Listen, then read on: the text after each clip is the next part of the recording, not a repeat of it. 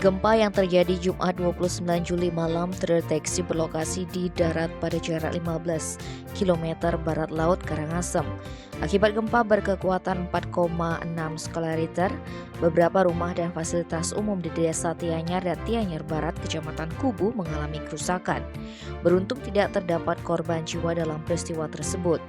Kalaksa BPBD Karangasem Ide Bagus Ketut Arimbawe Minggu 31 Juli mengungkapkan terdapat puluhan rumah dan fasilitas umum lainnya mengalami kerusakan akibat gempa tersebut. Itu dialami warga yang berada di wilayah Desa Tianyar dan Tianyar Barat, Kecamatan Kubu. Arimbawe menambahkan untuk sementara tidak terdapat kerusakan yang tergolong berat. Meski demikian, BPBD Karangasem turun ke lokasi Sabtu 30 Juli untuk melakukan asesmen. Lantaran jumlah yang didatangi cukup banyak, pelaksanaan asesmen berjalan hampir setengah hari.